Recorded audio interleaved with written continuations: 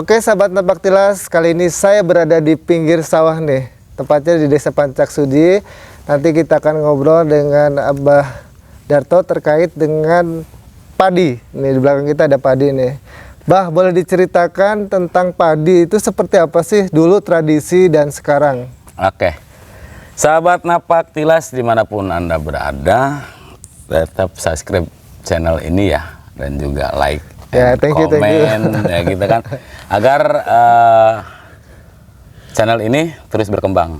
Baik, kita akan bicara tentang apa itu sih padi gitu kan, dan ritus-ritus yang dilakukan oleh masyarakat tentang penghormatan terhadap padi gitu kan. Padi adalah sumber pangan atau makanan utama masyarakat Jawa pada khususnya. Berkembang sejak peradaban lampau dengan adanya mitos Dewi Sri dan lain sebagainya. Gitu. Perkembangan sekarang adalah saya ingin membahas tentang ritual yang dilakukan masyarakat tempo dulu ketika mereka melakukan budidaya menanam padi gitu kan. Nah, sekarang itu sudah jarang dilakukan. Sudah tidak, hampir semuanya meninggalkan tradisi itu. Berarti udah hampir punah? Hampir punah. Tapi cuman ada beberapa desa yang masih merawat itu ya. Contoh soal ketika kita akan menanam padi gitu kan. Itu biasanya masyarakat dulu atau masyarakat lampau itu melakukan ritual yang disebut dengan guar bumi. Apa sih guar bumi itu? Gitu kan. Guar bumi adalah sebuah prosesi di mana masyarakat turun ke sawah untuk mencangkul dan mempersiapkan lahan pertanian. Nah, di situ ada perkelahian sosial dan ritus bagaimana tanah atau bumi sebagai sebuah anugerah dari Tuhan itu kita hormati. Nah, itu akan berimbas pada pola tanam kan. Nah, pola tanam kita kan kadangkala 1 tahun sebenarnya itu kan untuk memberikan hasil terbaik tanah itu hanya memberikan 1 kali. Sekali tanam gitu kan. Harusnya kan mereka, sehingga ketika 1 kali tanam, kedepannya si tanah itu bisa beristirahat untuk mengembalikan kembali kesuburannya dan hara tanahnya. Jadi sebenarnya kalau sekarang 3 kali dalam 1 tahun itu pemaksaan. Nah, di ritus guar bumi itu ada ritual-ritual yang harus dilakukan. Otomatis dengan sesaji dan lain sebagainya. Nanti mungkin ke depan kita akan bahas apa itu sesajen gitu kan, tentang saji itu apa. Tapi yang paling penting adalah ketika kita menghormati bumi, maka bumi pun akan menghargai kita dan menyayangi kita. Nah, kaitannya dengan pemerintahan zaman dulu ada tingkat kepatuhan daripada masyarakat terhadap pemerintah. Dengan apa? Dengan tidak beraninya masyarakat melakukan pengolahan tanah sebelum ritual guar bumi dilakukan. Dan siapa yang pertama kali harus melakukan guar bumi itu adalah kepala desa. Akuwu, zaman dulu itu akuwu.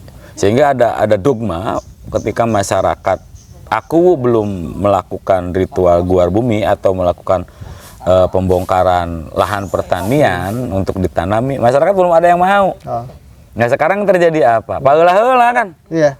Kolektor nu ieu geus turun ieu tuh. Sehingga masa panennya tidak sama. Gitu. Ada cucol nu ieu mah geus panen, ieu mah tanur deui gitu. Sehingga itu tidak bisa menjaga iklim. Nah, yang kedua, selain guar bumi itu juga itu ada prosesi perawatan tanah dengan caranya gropyokan.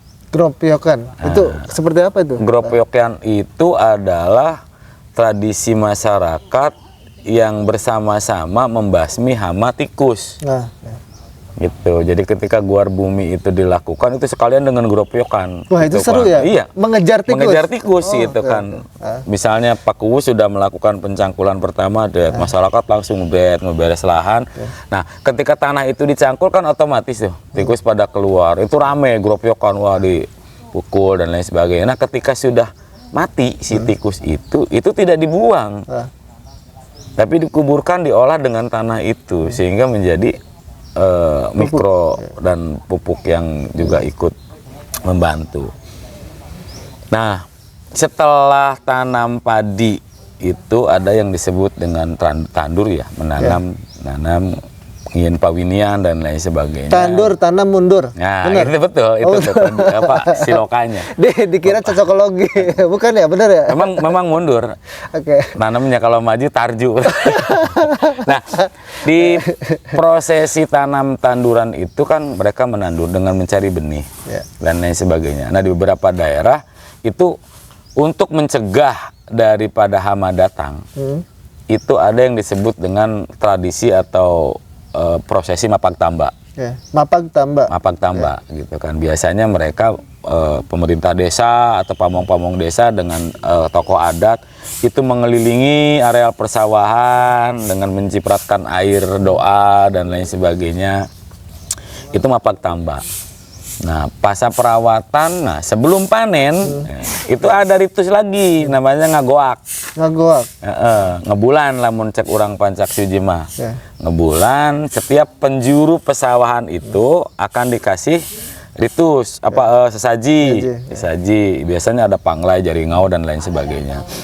Nah, begitu selesai gitu kan ngagoak atau selesai berdoa ritus itu, kami anak-anak kecil zaman itu suka ngagoak, mengambil sisa sesaji yang disuguhkan kepada Dewi Sri gitu kan. Sisa.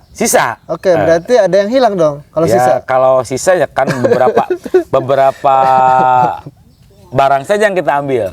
Paling duegan, kalau ada bakakak mungkin bakakak atau telur gitu kan, itu yang kita kejar.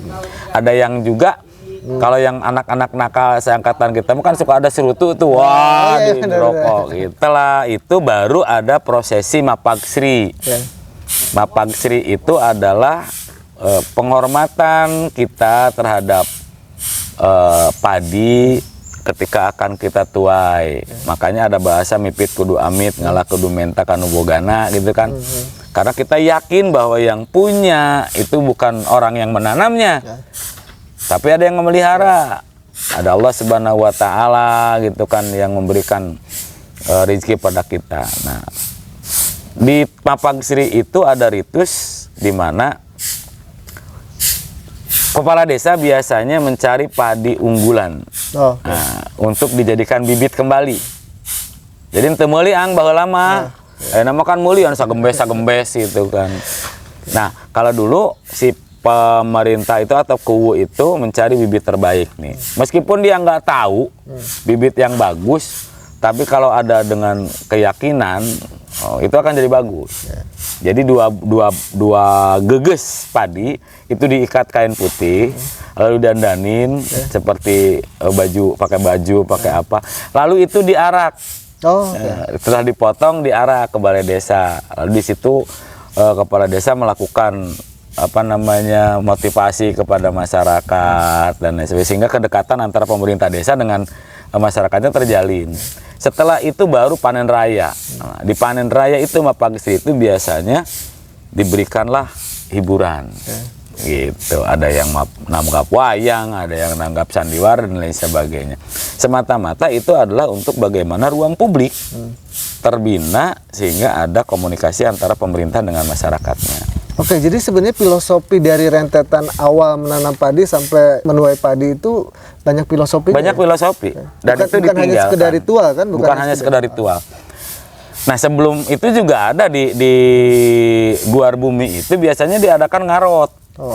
Ngarot itu mah jadi ada jeda antara tanam habis panen ke tanam padi berikutnya itu ke Guar Bumi itu.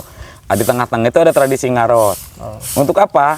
Tradisi ngarot itu untuk memberikan penghormatan dan penghargaan kepada riweuh, lamun cek bahasa keren nama riweuh pun penghargaan Karena si orang kaya atau pemerintah desa itu tidak akan hidup tanpa orang-orang yang membantu, budak angon, ayah kuli macul, ayah. Nah, mereka dihargai dengan diberikannya hiburan, itu di ngarot, biasanya nanggap ronggeng, nanggap tayuban, gitu. Itu pesta di situ, gitu kan. Nah, di situ juga digunakan oleh pemerintah desa itu, oleh Akuwu itu untuk kembali mendekatkan masyarakatnya dengan beliau. Gitu. Ya, jadi itu sebenarnya yang lebih lebih kerennya lagi sebenarnya itu salah satu strategi pemimpin ya. Betul. Untuk mendekatkan dengan warganya. Betul. Ya. Nah, yang sekarang itu justru agak susah ya. Agak susah lah. Sekarang yang namanya penghormatan terhadap Kuwu saja sudah tidak terjadi. Ya, betul. Kalau dulu kan ketika kita melihat Pak Kuwu datang, kita langsung membungkuk memberikan penghormatan. Ini mah enggak, sekarang wow, kemana wow? Nah kan gitu. Ya. Karena ritusnya tidak dijaga. Kehormatan dianya sendiri tidak dijaga. Mempertahankan tradisi, mempertahankan ritus adalah sama dengan mempertahankan kehormatan pemerintah. Oke. Karena dalam setiap ritus itu orang tua kita dulu pasti memberikan ajaran, wejangan dan lain sebagainya. Dan pemerintah juga ini sebenarnya bertanggung jawab. Ya. Jadi seolah-olah kalau kita meninggalkan ritus-ritus tersebut ya sama aja dengan dalam tanda kutip meninggalkan kita sebagai pemimpin. Betul. Ya. Bagaimana kita bisa dihargai ketika kita tidak bisa menghargai? Nah, itu mungkin. Nah, terkait dengan ritus-ritus tersebut, kalau dulu dengan sekarang itu ada perbedaan nggak sih, Bah? Jauh berbeda, Kang. Jauh. Sekarang yang dilakukan ritus itu bukan ritus sebenarnya, tapi hanya euforia, hanya menjalankan kata kokolot bahola cenah kudu mapag estri. Tidak ada ritus dilakukan di area persawahannya. Tidak ada Kuwu melakukan menuai padi pertama dan disimpan di lumbung untuk dijadikan bibit. Tidak ada. Yang ada sekarang, mapag estri nanggap wayang di balai desa. Jadi udah jauh banget ya? Sudah, sekarang mah tinggal euforianya aja, karena mereka tidak paham. Dan orang-orang tua dulu tidak memberikan guidance gitu. Tapi kalau itu dilakukan kembali, saya yakin tingkat penghargaan masyarakat terhadap kepala desanya akan lebih tinggi. Jangankan untuk mencalonkan 2-3 kali, 4 kali, 5 kali, selamanya juga pasti akan dihargai, gitu kan. Jadi tidak perlu demo. Tidak perlu kampanye. Gitu. Nah, itu sebenarnya. Yang kedua juga tingkat kans antara pemerintah desa dengan masyarakat itu ada kesenjangan. Sehingga ketika masyarakat sudah merasa tidak diperhatikan lagi oleh pemerintahnya, ngapain gua harus memperhatikan pemerintah gitu kan? Lain kudu ngahormatan kudu tengah hargaan orang, kudu tengah hormatan orang gitu. Sehingga sering terjadi sebuah desa untuk mengerahkan masyarakat kerja bakti aja sulit sekali. Betul. Itu. Nah, itu berkaitan dengan kebudayaan. Jadi teman-teman Nafaktilasi dimanapun Anda berada, pola-pola tradisi itu, pola-pola ritus itu adalah sebuah konsep yang dilakukan oleh orang-orang tua kita dulu untuk menseimbangkan kehidupan. Gitu. Contoh, kenapa kita harus melakukan broyokan atau gropyokan? Karena sekarang itu harus dilakukan kembali karena masyarakat petani sekarang sudah lupa terhadap purwadaksi. Tetap terhadap siklus. Hari ini tikus merajalela. Bukan karena tikusnya bukan tikusnya karena berkembang biaknya terlalu melampaui kapasitas. Tapi karena rantai makanan itu dipotong oleh manusia. Jadi jangan salahkan. Ya janganlah gitu kan. Kan kalau kita kan banyaknya nyalahin orang, nyalahin alam. Oh ini kan karena alam ini. Iya, padahal kenapa seperti itu? Ular sebagai mata rantai siklus mata rantai makanan di pesawahan diambil oleh manusia. Kenapa orang begitu banyak? Karena kodok sebagai mata rantai pemakan hama tersebut hilang. Nah sekarang ketika tikus merajalela, pindah mereka ngambil biawak, garangan dan lain sebagainya. Maka jangan salahkan kalau nanti namanya ular akan merajalela. akan banyak bertebaran di mana-mana. Karena satu ekor kobra atau ular hitam itu bertelur 20. Yes. Ya kan? Pemangsanya adalah biawak. Biawaknya kita makan. Hilang. Maka ular yang akan berkembang biak dengan pesat. Tikusnya berkembang biak, ularnya berkembang biak, mata rantainya akan seperti itu. Karena ularnya tidak dimangsa oleh biawak, karena biak ini mangsa manusia. Itu merenkang. Oke, jadi jangan macam-macam terhadap tradisi yang diwariskan leluhur. Iya, karena itu sudah melupakan konsep yang dikaji oleh orang tua kita dengan melakukan penyeimbangan. Gitu. Jadi tradisi itu bukan bid'ah, bukan musyrik, bukan. Tapi itu adalah kajian yang dilakukan secara sosial dan secara budaya untuk bagaimana alam ini seimbang. Gitu. Sekarang masyarakat kan kemaruk. Udah digariskan kata kebudayaan atau budaya atau dalam tradisi itu melakpar teh setahun sekali. Kurang maksimal 2 tahun, 1 tahun 2 kali, 3 kali sampai enak ngapat. Bagaimana? Iya, bagaimana tanah beristirahat? Hajarlah pupuk habis-habisan, buat gitu untuk mempertahankan produksi. Yang terjadi apa? Pupuk langka, hasil tidak maksimal. Mungkin itu sebenarnya. Sebenarnya kadang ketergantungan ya. Dibuat ketergantungan kan. Kalau dulu ketergantungan pada alam kan, bicara tradisi kan itu kan bicara alam ya. Warisan leluhur kita. Kalau sekarang itu ketergantungannya ke manusia. Pada akhirnya ya digiring emang seperti itu ya. Mungkin sih ada penggiringan seperti itu. Padahal padi itu nggak dipupuk juga tumbuh. Emang zaman dulu ada yang namanya pupuk urea. Nah itu pertanyaannya. Nah huma baik kan di tanah yang tidak ada airnya kita bisa hidup kok. Iya. Gitu kan. Karena kan Indonesia terkenal dengan kesuburannya. Nah kan? itu. Gitu kan. Terus kita mau menampilkan bahwa Indonesia tidak subur. Betul. Dengan penggunaan. Ya itu sih. Tapi ya itu adalah bagaimana dikembalikan lagi kepada teman-teman. Ini hanya sebuah obrolan dan pengupasan tentang kebudayaan. Tapi di Indonesia sendiri nih, kalau Abah ngelihat ya tradisi dari A sampai Z tadi terkait dengan padi itu, desa mana sih yang masih melakukan secara benar-benar ya, bukan hanya seremoni doang gitu. Ada nggak sih? Kalau di kita mungkin kecuali pedalaman kali ya.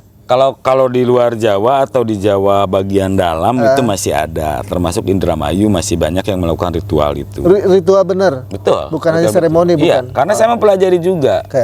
Di Indramayu itu masih ada tradisi mapak tambak, masih ada tradisi mapak sri. Dan mapak sri itu benar gitu loh gitu kan. Sehingga kalau di daerah-daerah tersebut mah kubu itu sangat dihargai gitu kan. Dan sawahnya itu bongkok luas gitu kan. Itu jadi mungkin ya kalau untuk mengembalikan secara utuh kampung kita kembali ke hal-hal seperti dahulu itu kecil kemungkinan, tapi minimalnya masyarakat paham tentang ritus itu dan manfaatnya, itu aja yang ingin saya terus kampanyekan gitu. Karena kan kalau kita melihat ritus yang sesungguhnya mah kita udah nggak punya lumbung padi, lumbung padi sudah nggak ada. Loit sudah tidak ada gitu kan. Terus pembibitan padi juga kita udah menggunakan teknik modern. Kan saya harus pingin nanya ke Kang Nana nih, tahu nggak kenapa orang tua kita dulu mengikat padi lalu disimpan di atas tungku? Biar tidak dimakan tikus. Ya itu mah salah satunya. Tapi dengan pola pengasapan itu kan pengawetan. Maksudnya pengasapan itu pengawetan. Jadi ketika itu dikeeman deui, dibinihkeun deui, jadi varian terbaik. Dan bisa diawetkan 1 tahun kemudian. Nah, itu saya baru tahu. Kan ari orang makan ya budayawanan ya. Ngagugus pare di panggung engkong geus itu padubruk bae. Dan itu tidak ditanamkan lagi, digantung we geus umur-umur gitu teh sebagai pajangan dan hiasan. Nah, padahal mah kan masyarakat tidak perlu membeli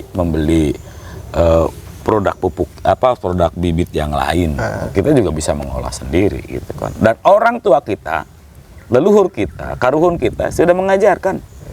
Kan orang nakan loba teh ngadenge omongan ti luar gitu teh. Sehingga silahana naonan gituan geus loba beulieun. Kan gitu, Kang. Nah, sebenarnya tradisi itu ada sejak kapan sih, Bah? Nah, ini kita harus bicara tentang konsep tradisi. Kalau yang tradisi itu kan sesuatu yang dilakukan oleh masyarakat berulang-ulang. Ya. Apapun itu bentuknya. Kebiasaan Ya. masyarakat. Pola hidup, itu tradisi. Ya. Jadi kalau misalnya di masyarakat kita itu selalu ketika mau tanam padi itu melakukan tradisi guar bumi, selama itu masih dilakukan itulah tradisi. Ya. Tapi kalau sudah ditinggalkan ya bukan tradisi lagi.